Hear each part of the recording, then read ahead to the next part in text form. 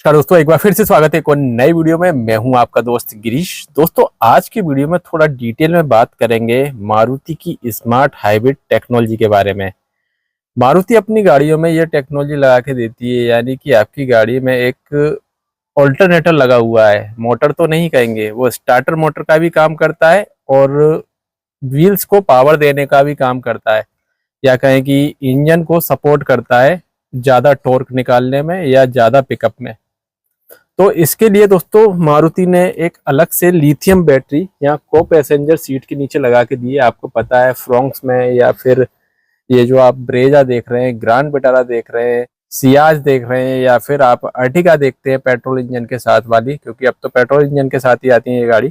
तो ये टेक्नोलॉजी दोस्तों सभी गाड़ियों में लगभग जिनके नाम लिए उनमें देखने को मिलती है। और अब जो है कुछ गाड़ियों के लोअर वेरिएंट में आपको ये देखने को मिलती है, और कुछ गाड़ियों के top of the line variant में ही देखने को मिलती है। जैसे ब्रेजा में पहले सभी वेरिएंट में मिल रही थी, लेकिन अब मारुति ने एलएक्सआई और वीएक्सआई के मैनुअल ट्रांसमिशन में ये हटा दिए, यानी जेडएक्सआई या फिर जेडएक्सआई प्लस में मिलेगी, या फिर वीएक्सआई के ऑटोमेटिक ट्रांसमिशन के साथ ये टेक्नोलॉजी मिलती है। तो हमारी गाड़ी वीएक्सआई है मैनुअल ट्रांसमिशन के साथ में, और हमारी गाड़ी में देखिए यहाँ पर जब हमने गाड़ी ली थी तो स्मार्ट हाइब्रिड टेक्नोलॉजी इसमें दी गई थी। आप यहाँ देख भी पा रहे होंगे। और इसकी जो पहचान है दोस्तों, एक तो यहाँ से आपको हो जाएगी जैसे ही गाड़ी में आएंगे। दूसरा यहाँ पर आप देख पा रहे होंगे एक व्हील्स है, और यहाँ बैटरी का साइन आपको दिख रहा होगा।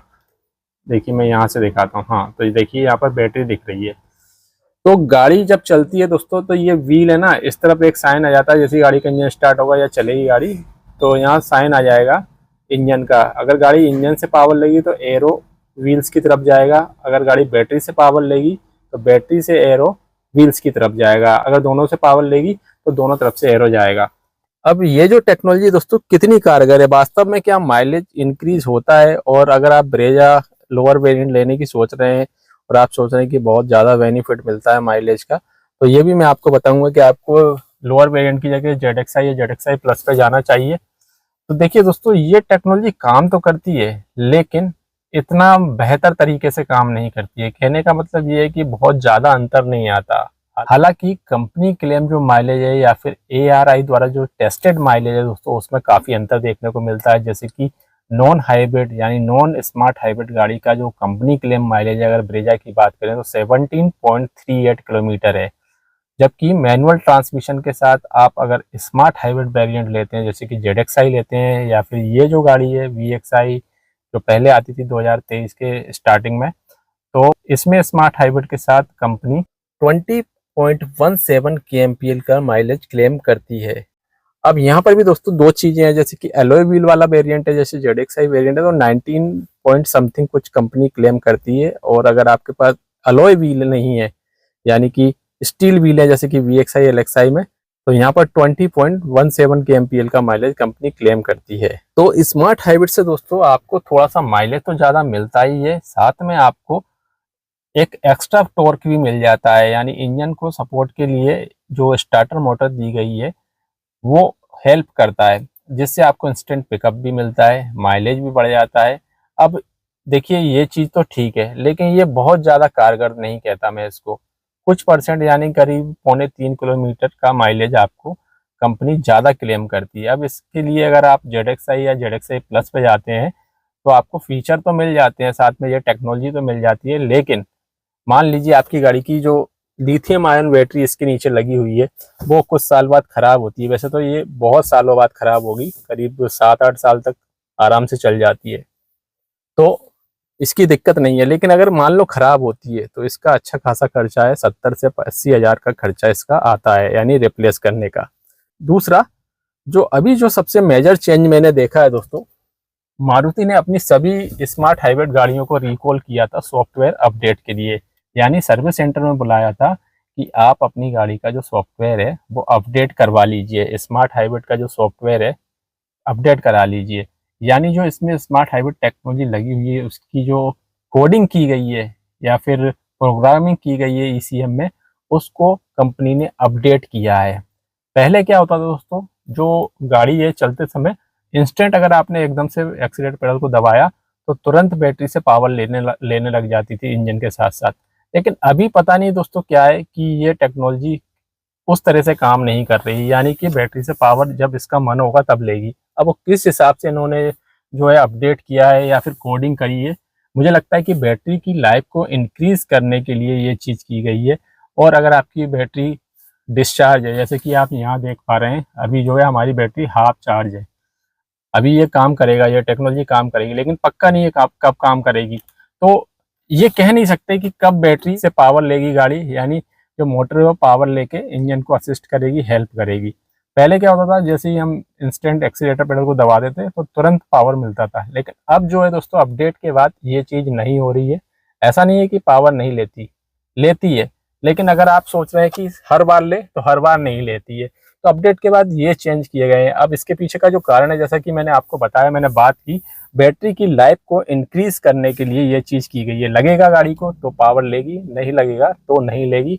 और जैसे ही आप एक्सीलेटर पेडल को छोड़ते हैं तो रीजनरेटिव एनर्जी के माध्यम से गाड़ी ब्रेकिंग करती है और बैटरी को भी चार्ज करती है। यानी लिथियम बैटरी जो है ना, ये जो बैटरी का साइन देख रहे हैं ना, तो व्हील से पावर बैटरी की तरफ जाता हुआ दिखाई देता है। बट अगर मैं ये कहूँ कि एकदम से ये प्योर हाइब्रिड की तरह काम करती है, तो नए लोगों के लिए मैं बताना चाहूँगा दोस्तों, ये हाइब्रिड टेक्नोलॉजी नहीं है। ये एक, मैं कह सकता हूँ कि ये जो पहले जो टेक्नोलॉजी आती थी मारुति की सियाज में, HSBS, वही टेक्नोलॉजी है। बट अंतर ये है कि पहले यहाँ पर आपको एसिड वाली बैटरी मिलती थी, यानी बूट में एसिड वाली बैटरी मिलती थी, और अब जो है लिथियम बैटरी लगा दी है। तो ये कंपनी ने इसलिए किया क्योंकि जो हाइब्रिड गाड़ी होती है दोस्तों, उसमें थोड़ा सा टैक्स कम होता है, और ब्रेजा 1500 सीसी इंजन के साथ में आती है। तो जैसे ही 1200 सीसी इंजन से ऊपर की गाड़ी होती है तो गवर्नमेंट उस पर ज़्यादा टैक्स लगाती है। लेकिन अगर आपकी गाड़ी हाइब्रिड है या फिर ईवी है तो फिर गवर्नमेंट उतना ज़्यादा टैक्स नहीं लगाती। तो इसीलिए मारुति ने इस टेक्नोलॉजी को लगा दी है, जिससे टैक्स में बचत हो जाए और कस्टमर को ये गाड़ी कम प्राइस में मिले। ये शुरू से ही जो है मारुति की सोच रही है कि कम पैसे में ऐसी गाड़ी दें जिससे कस्टमर अट्रैक्ट हो। और कहने को भी हो गया कि स्मार्ट हाइब्रिड यहाँ पर टेक्नोलॉजी हम दे रहे हैं, जिससे जो है लोगों को लगे कि इसमें हाइब्रिड टेक्नोलॉजी लगी हुई है, लेकिन ये प्योर हाइब्रिड टेक्नोलॉजी नहीं है।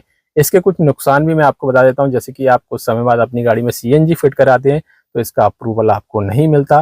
दूसरा डिसएडवांटेज मैंने आपको बताया, अगर बैटरी खराब होती है तो अच्छा खासा खर्चा आता है, और इसके अलावा कोई दिक्कत की बात नहीं है। अब ओवरऑल देखा जाए दोस्तों, पहले जब कंपनी दे रही थी LXi या VXi वेरिएंट में, तो फिर आपको सोचने की कोई बात ही नहीं थी, क्योंकि उस टाइम पर इस प्राइस में जो ये ऑफर कर रही थी, अब तो प्राइस भी बढ़ गया है। पहले 8 लाख के करीब जो है स्टार्टिंग प्राइस था, बट अब जो है इसका प्राइस बढ़ चुका है। तो अब नहीं मिल रही है, लेकिन फिर भी आप ले सकते हैं। अगर ब्रेजा की पर्टिकुलर बात करूं, बाकी ग्रैंड विटारा में आ रही है, और मुझे लगता है कि आप जो नॉन हाइब्रिड गाड़ी है वो ले सकते हैं, क्योंकि उसको भी मैंने चला के देखा है। उसमें क्या होता है दोस्तों, आप 5th गियर तक लगा देंगे तो एक्सीलेटर पेडल को छोड़ेंगे ना, तो उसमें स्पीड थोड़ी सी ज़्यादा मेंटेन रहती है। जैसे कि मान लीजिए मैंने 5th गियर लगा दिया और गाड़ी की स्पीड 25 से 30 किलोमीटर है, और एक्सीलेटर पेडल को मैं छोड़ देता हूँ, तो गाड़ी चलती रहेगी। हालांकि इसमें भी चलती रहेगी, लेकिन ऐसा फील होता है कि गाड़ी जो है अपने आप ब्रेकिंग कर रही है, ब्रेक ले रही है, जिससे जो है गाड़ी ज़्यादा दूर तक नहीं चल पाती। स्पेशली मान लीजिए मैंने गाड़ी को 5th गियर में एकदम से एक्सीलेटर पर छोड़ दिया प्लेन रोड पे, तो गाड़ी अपने आप धीरे धीरे ब्रेक लेके नॉर्मल गाड़ी के मुकाबले पहले रुक जाएगी, यानी ज़्यादा दूरी तय नहीं करेगी। अब इसमें रीजनरेटिव सिस्टम लगा हुआ है, उसकी वजह से ऐसा होता है। लेकिन अगर आप 5th गियर में चला रहे हैं और गाड़ी में फुल पैसेंजर है, तो गाड़ी 5th गियर में विदाउट एक्सीलेटर के आगे नहीं बढ़ेगी, कुछ समय तक आगे चलती जाएगी, उसके बाद धीरे धीरे गाड़ी ब्रेकिंग करना स्टार्ट कर देती है। तो ये जानकारी थी, उम्मीद है जानकारी आपको पसंद आई होगी। अगर आपका कोई सवाल है या फिर आपको कोई कंफ्यूजन है स्मार्ट हाइब्रिड को लेके, या आप प्लान कर रहे हैं स्मार्ट हाइब्रिड के साथ कोई गाड़ी लेने की मारुति की, तो आप कमेंट कर सकते हैं, मैं उसका रिप्लाई कर दूंगा। उम्मीद है ये जानकारी पसंद आई होगी, और जो स्मार्ट हाइब्रिड टेक्नोलॉजी है इसके बारे में भी आपको अच्छे से पता चल गया होगा। मिलते हैं एक और नए जानकारी वाली वीडियो के साथ। वीडियो को लाइक कीजिएगा, शेयर कीजिएगा, चैनल को सब्सक्राइब जरूर कीजिएगा। Thank you.